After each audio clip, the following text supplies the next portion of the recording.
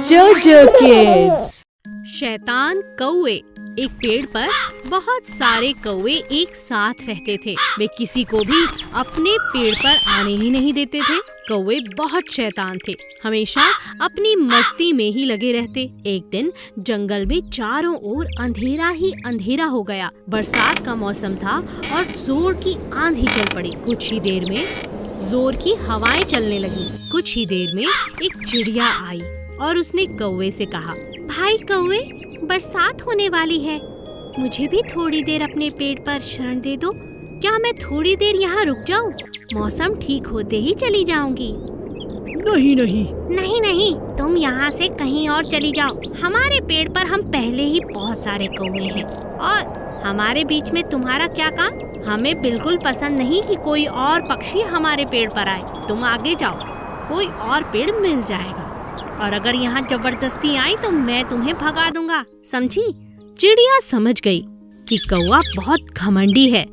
बेचारी चिड़िया आगे उड़ती गई और इसे एक छोटा सा पेड़ मिला, मगर उस पेड़ के अंदर बहुत गहरी एक जगह थी जहाँ जाकर वह छिप गई। कुछ ही देर में जोर की बरसात होने लगी और बरसात के कारण सभी पेड़ इधर उधर गिरने लगे।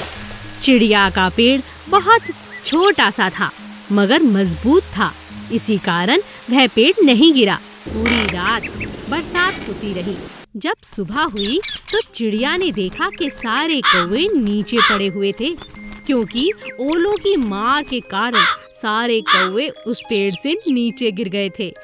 एक कौवे ने चिड़िया को देखा और बोला, तुम यहाँ पर थी, तुम्हें कुछ नहीं हुआ? हमें देखो, कितनी चोट आई है। आंधी और ओलों के कारण हमारा पेड़ गिर गया और हमें बहुत चोट आई है। भगवान ने मुझे सहारा दिया। भगवान के भरोसे ही मैं इस पेड़ पर रही, इसी कारण मैं आज भी जिंदा हूँ। मुझे तो एक खरोंच भी नहीं आई। तुमने तो मेरी मदद भी नहीं की, इसीलिए भगवान ने तुम्हें दंड दिया है। चिड़िया की बात सुनकर कौवे बहुत शर्मिंदा हुए। हमें माफ कर दो, आगे से हम भी बाकियों की मदद करेंगे। नादान हिरन। एक हिरन था जो खूब घास खाता, लेकिन उसकी एक बड़ी बुरी आदत थी कि वह घास खाते वक्त पूरी घास को जड़ से बाहर निकाल देता। यह बात बाकी हिरन उसे समझाते। ये क्या कर रहे हो? कैसे घास खा रहे हो? पूरी जड़ से बाहर निकाल दी, ये गलत है। तुम चुप रहो, मुझे मत समझाओ। मैं जैसे चाहूँ वैसे अपनी घास खा सकता हूँ। मैं तुम्हें समझाना चाहता हूँ, अगर तुम ऐसे घास खराब करोगे तो इस घास को उगने में बहुत समय लगेगा। तुम्हें समझना होगा कि जड़ से नहीं निकालनी चाहिए। क्यों नहीं निकालनी चाहिए? तुम अपनी घास खाओ, मुझे परेशान मत करो। मगर हिरन कभी किसी की बात नहीं मानता।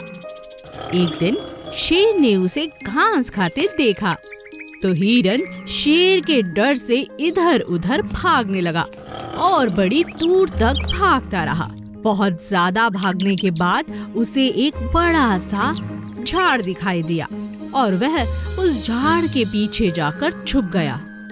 हो, हो, हो। बेचारा हिरन बुरी तरह से थक चुका था। हो, हो, हो। वहीं पास में दूसरा हिरन घास खा रहा था। तुम्हें क्या हुआ? तुम यहाँ कैसे और यूं भागते हुए क्यों आ रहे हो? क्या बात है? वो शेर मेरा पीछा कर रहा था। बहुत मुश्किल से जान बचाकर यहाँ पहुँचा हूँ। अरे रास्ते में कहीं छुपने की जगह ही नहीं थी। सारी घास तो तुमने जड़ से निकाल बाहर फेंक दी। हाँ, तुम ठीक कहते थे। आज के बाद इस बात का ध्यान रखूंगा। मुझे माफ करो। और इस तरह हिरन को अपनी नादानी समझ आई और दोबारा उसने ऐसी गलती नहीं की। बकरी और मुर्गी। एक दिन एक मुर्गी के पैर में चलते चलते बड़ा सा कांटा चुभ गया। बचाओ, बचाओ, कोई मेरी मदद करो। ओह, बहुत दर्द हो रहा है। वहीं पास में एक बकरी घास खा रही थी। अरे मैं ये तो मदद कौन मांग रहा है? चलो चल कर देखती हूँ। मैं क्या हुआ तुम्हें? इतनी चिल्ला क्यों रही हो? मेरे पैर में कांटा चुभ गया है, बहुत दर्द हो रहा है, चला भी नहीं जा रहा। मेरा कांटा निकाल दो बकरी, मेरी मदद करो, नहीं तो मुझे अकेला और घायल पाकर कोई भी मेरा शिकार कर सकता है। मैं जरूर। बकरी ने मुर्गी का कांटा निकाल दिया, मगर मुर्गी के पैर में घाव बहुत बड़ा था, सो चलना बहुत मुश्किल हो गया था। शुक्रिया बकरी बहन, मगर मैं अब चल नहीं पा रही, कुछ करो। बकरी बहुत अच्छी थी, उसने मुर्गी को अपनी पीठ पर बिठा लिया और उसके घर भी छोड़ कर आई। अच्छा, अब मैं चलती हूँ, अपना ख्याल रखना। तुम बहुत अच्छी हो, तुमने मेरी बहुत मदद की, मैं तुम्हारा ये एहसान कभी नहीं भूलूंगी। ऐसा कुछ नहीं है, हम सब इसी जंगल में रहते हैं, हमें एक दूसरे की मदद करनी चाहिए। मैं चलती हूँ, अपना ख्याल रखना और दवाई भी लगा लेना। मैं और इस तरह मुर्गी की जान एक बकरी ने बचाई। एक दिन कालू कौवा बहुत बीमार हो गया, उसे बहुत जोर जोर से पेट में दर्द होने लगा। अरे ये मेरे पेट में इतना दर्द क्यों हो रहा है? बहुत दर्द हो रहा है, मुझे दवाई ले लेनी चाहिए, वैद्य जी के पास जाना होगा। जैसे तैसे बेचारा कालू वैद्य जी के पास पहुंचा। वैद्य जी दरवाजा खोलिए, मैं हूँ कालू। कालू, क्या हुआ? आज यहाँ कैसे? क्या बताऊं वैद्य जी, आज सुबह से मेरे पेट में बहुत दर्द है, आपकी कोई दवाई शायद काम करे, आप कोई दवाई दे दीजिए। वैद्य जी ने बड़े ध्यान से कालू की जांच की। अरे कालू, तुम्हारा पेट तो बिल्कुल ठीक है, जरूर तुमने कल बहुत ज्यादा भोजन किया होगा। आप ठीक कहते हैं वैद्य जी, कल मैं एक शादी में गया था, वहाँ इतने सारे पकवान देखे कि मुझसे रहा नहीं गया, मैं सब कुछ खा गया। तुम खाने में इतने मग्न हो गए कालू कि भूल गए कि तुम्हारा ये छोटा सा पेट उसे पचा भी पाएगा या नहीं। कोई बात नहीं, मैं तुम्हें दवाई दे देता हूँ, इसे खा लो, तुम्हें आराम मिलेगा। मगर याद रखना, हमेशा अपने पेट के मुताबिक और भूख के मुताबिक ही खाना चाहिए, ज्यादा खाने से पेट में दर्द हो जाता है। जी वैद्य जी, बहुत बहुत शुक्रिया, आपकी बात मैं हमेशा ध्यान रखूंगा। कालू कौवे को खाने का बहुत शौक था। जैसे ही वह वैद्य जी के घर से बाहर निकला, उसे रास्ते में एक बड़ा सा अमरूद का पेड़ दिखा।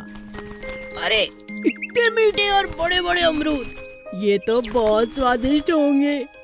कालू अमरूद खाने ही वाला था, तभी उसे वैद्य जी की बात याद आ गई। अरे नहीं, मुझे अपनी इसी आदत को अब बदलना होगा, जितनी जरूरत है उतना ही खाऊंगा, नहीं तो पेट में दर्द हो जाएगा। कालू अब समझ गया था कि उसे अपनी क्षमता के हिसाब से ही खाना खाना चाहिए। नटखट नोनू का दांत। एक चूहा था जिसका नाम था नोनू। नोनू हर दम इधर उधर हर चीज को खाने की कोशिश करता। एक दिन वह एक अखरोट को खाना चाहता था। अरे ये कितना अजीब सा फल है, ये कैसे खाया जाएगा?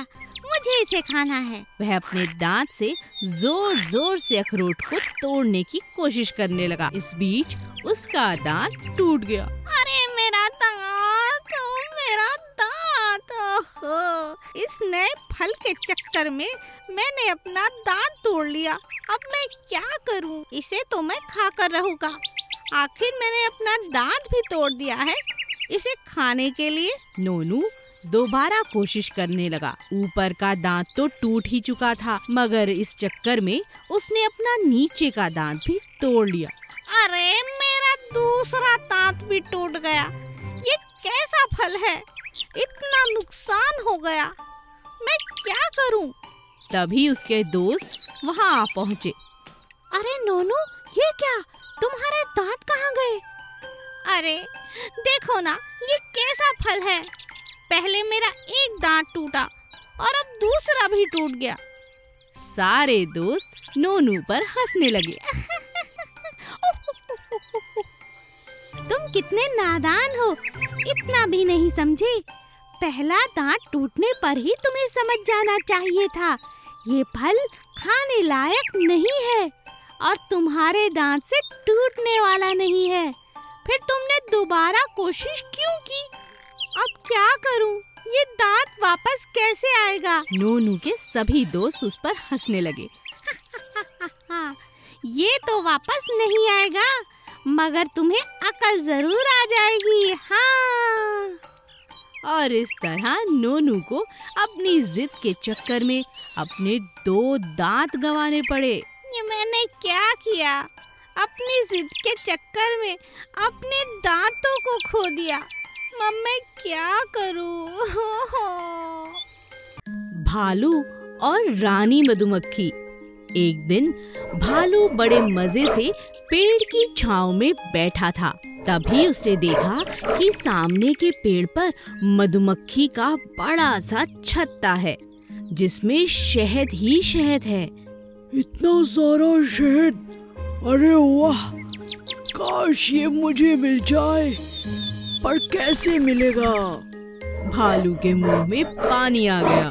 अगले दिन भालू ने हिम्मत कर मधुमक्खी से कहा, कैसी हो रानी जी, मुझे आपसे कुछ बात करनी है। हाँ हाँ, बोलो, क्या कहना चाहते हो? आपके छत्ते का जवाब नहीं। आप बड़ी मेहनत करती हो और आपकी मेहनत देख मुझे बहुत खुशी मिलती है।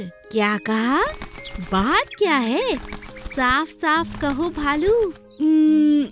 अच्छा, वो आपके छत्ते को देखा तो सोचा अब तो बहुत शहद जमा हो चुका है, किसी दिन कोई दावत रखो, हमें भी बुलाओ, जंगल के बाकी जानवर भी बुलाओ, कहीं ऐसा ना हो ये शहद कोई चुरा ले।